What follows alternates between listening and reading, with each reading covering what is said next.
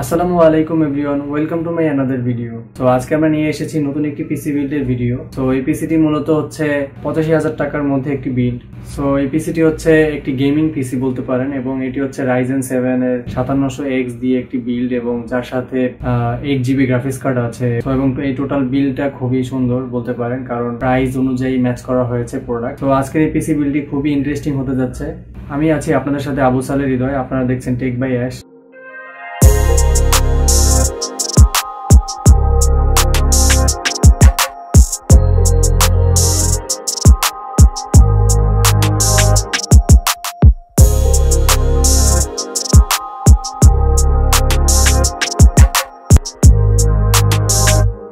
আজকের এই পিসিটিতে প্রসেসর হিসেবে ধরা হয়েছে Ryzen 7 এর 5700X সিরিজের একটি প্রসেসর, যেটি হচ্ছে 8 কোর 16 থ্রেডের প্রসেসর। তো বর্তমানে মার্কেটের প্রাইস হচ্ছে 13,000 টাকার আশেপাশে। তো এই প্রসেসরের প্রাইস অনুযায়ী এই প্রসেসরটি খুবই ভালো বলতে পারেন, এবং এর পারফরমেন্স যদি বলি খুবই ভালো এই প্রাইসের মধ্যে। সো এই জন্য এই প্রসেসরটি সিলেক্ট করা হয়েছে, যেহেতু বাজেট আপনার মোটামুটি মিডিয়াম লেভেলে। দেন এটার সাথে পেয়ার আপ করার জন্য মাদারবোর্ড হিসেবে ধরা হয়েছে গিগাবাইটের B550M Orasilicon, যেটি হচ্ছে একটি গেমিং মাদারবোর্ড, এবং এর বর্তমান মার্কেট প্রাইস হচ্ছে 17,000 টাকা। এই মাদারবোর্ডটি ধরা হয়েছে কারণ কাস্টমার যে বিল করেছে তার একটি গেমিং বিল দরকার, এবং সেই মাদারবোর্ডটি একটু ভালো মানের চেয়েছে।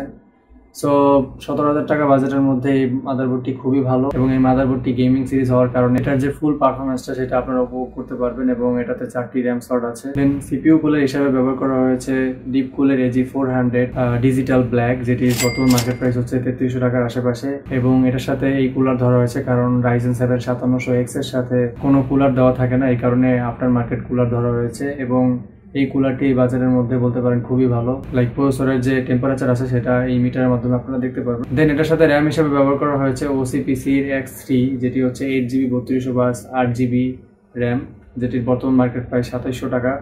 এটার সাথে দুটো র্যাম স্টিক ধরা হয়েছে, তার মানে 2700 টাকা করে দুটো র্যাম ধরা হয়েছে, পার পিসের দাম 2700 টাকা করে।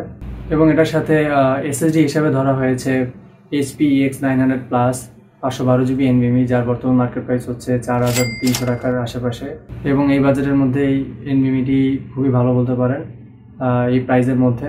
দেন এটাতে পাওয়ার সাপ্লাই হিসেবে ধরা হয়েছে ডিপকুলের PK750D 750 ওয়াটের পাওয়ার সাপ্লাই, যার বর্তমান মার্কেট প্রাইস হচ্ছে 7,000 টাকার আশেপাশে। দেন এটাতে গ্রাফিক্স কার্ড হিসেবে ধরা হয়েছে জোটেকের twin age RTX 3050 8GB DDR6 এর একটি গ্রাফিক্স কার্ড, এবং এটাতে কেসিং হিসেবে ধরা হয়েছে PC পাওয়ার আইসবার্গ V2, যার বর্তমান মার্কেট প্রাইস হচ্ছে 3800 টাকার আশেপাশে। সো এটার ওভারঅল যে টোটালটা সেটা হচ্ছে আপনার 84,800 টাকা। আই মিন ধরতে পারেন এটা হচ্ছে আপনার 85,000 টাকার মধ্যে। সো 85,000 টাকার মধ্যে এই পিসিটি কেমন হবে এবং কাদের জন্য এই পিসিটি বেস্ট হবে, এবং এই পিসিটি দিয়ে কি কি কাজ করা যাবে, তো সেটা নিয়ে একটা সংক্ষেপে আলোচনা করা যাক। এই পিসিটি হচ্ছে আপনার বর্তমানে বলতে পারেন এই 85,000 বাজেটের মধ্যে খুবই ভালো মানের একটি পিসি। এটা দিয়ে মোটামুটি সব ধরনের কাজ করতে পারবেন, লাইক গেমিং, এডিটিং এবং ফ্রিল্যান্সিং সব ধরনের কাজই খুব অনায়াসে করা যাবে। তবে এটাতে যে আপনারা অ্যাডভান্টেজ পাবেন এই পিসিটিতে সেটি হচ্ছে এটাতে সব যে কম্পোনেন্টগুলো ইউজ করা হয়েছে খুবই সুন্দরভাবে এটাতে ম্যাচ করা হয়েছে কম্পোনেন্টগুলো, আই মিন বাজেটের মধ্যে। কারণ দেখা যাচ্ছে আপনার Ryzen 7 এর 5700X এর সাথে নর্মালি গ্রাফিক্স থাকে না, সো সেই হিসাবে এটাতে গ্রাফিক্স কার্ড হিসেবে ধরা হয়েছে RTX এর 3050 8GB একটি DDR6 এর গ্রাফিক্স কার্ড, যে গ্রাফিক্স কার্ডটি এই বাজেটের মধ্যে খুবই ভালো। এই গ্রাফিক্স কার্ডের বাজেট পড়েছে 31,000 টাকার আশেপাশে। সো এখানে চয়েস আছে, আপনারা গ্রাফিক্স কার্ড চাইলে পরিবর্তন করতে পারেন, লাইক 7-8,000 টাকা বাড়ালে আপনারা 3060 গ্রাফিক্স কার্ড নিতে পারেন, যেটাতে আপনারা পারফরমেন্স অনেকটাই বুস্ট পাবেন। সো আমি রেকমেন্ড করবো আপনারা একটু ভালো মানের গ্রাফিক্স কার্ড নিতে পারেন যদি বাজেট ভালো থাকে, বা দেখা যেতে পারে আপনারা চাইলে অনেক ক্ষেত্রে মাদারবোর্ড একটু কম দামের নিয়ে সেই ক্ষেত্রে আপনারা চাইলে RTX 3060 গ্রাফিক্স কার্ডটি নিতে পারেন। বাট এটা ডিপেন্ড করে কাস্টমারের উপর। এই পিসিটিও কাস্টমারের পছন্দ অনুযায়ী নেওয়া হয়েছে, এবং তার কাছে যেটা বেটার মনে হয়েছে সে সেটি নিয়েছেন। দেন বলতে পারেন যে এই পিসিটিতে যে গ্রাফিক্স কার্ড, দেন হচ্ছে আপনার প্রসেসর, এবং দেন হচ্ছে যে দুইটা র্যাম স্টিক ব্যবহার করা হয়েছে, প্লাস হচ্ছে আপনার যে NVMe আছে, প্লাস পাওয়ার সাপ্লাই সবই খুব ভালো মানের আছে।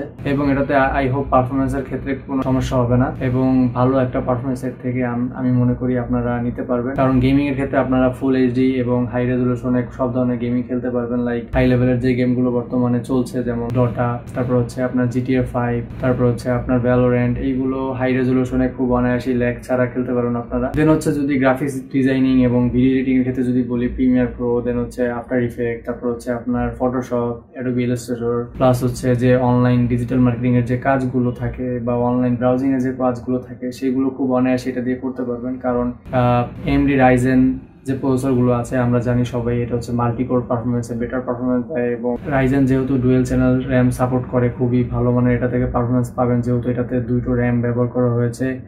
এবং গ্রাফিক্স কার্ড হিসাবে এটাতে 8GB VRAM-এর একটি গ্রাফিক্স কার্ড পাচ্ছেন। সো অনায়াসে এটা থেকে এটার যে পারফরমেন্সটা খুব ভালো মানের পারফরমেন্স আপনারা পাবেন আশা করি। দেন অ্যাভারেজ এটার যে পারফরমেন্সটা আই হোপ আপনাদের কাজ চালিয়ে নেওয়ার মতন কাজ হবে। এবং যদি বলি আমার কাছে মনে হচ্ছে যে এটার সাথে আপনি যদি 3060 একটি গ্রাফিক্স কার্ড নিতে পারেন সেটা বেটার হবে এই বাজেটের মধ্যে যদি বলি। বাট কাস্টমার তার পছন্দ অনুযায়ী নিয়েছেন এবং আপনারা আপনাদের পছন্দ অনুযায়ী নেবেন, কারণ এখানে ডিপেন্ড করে কাস্টমারের পারপাস, তার পারপাস অনুযায়ী সে নিয়েছেন এবং আপনারা আপনাদের পারপাস অনুযায়ী আপনারা নেবেন। সো আমি জাস্ট আমার মতামত দিয়েছি এবং এই পিসিটি কিভাবে বিল্ড করেছি সেটি সম্পর্কে একটি ধারণা দিয়েছি, এবং এটা যে কম্পোনেন্টগুলো ইউজ করা হয়েছে সেগুলোর বর্তমান মার্কেট প্রাইস সম্পর্কে আপনাদের সাথে আলোচনা করেছি। সো আপনাদের কাছে যদি মনে হয় এর থেকে বেটার কিছু আপনাদের নেওয়া প্রয়োজন বা এর থেকে এই কম্পোনেন্টগুলো ইউজ না করে অন্য কোনো কম্পোনেন্ট ইউজ করলে বেটার হতো, সেটা অবশ্যই আপনারা নেবেন এবং আপনাদের সাজেশন কমেন্ট সেকশনে জানাবেন।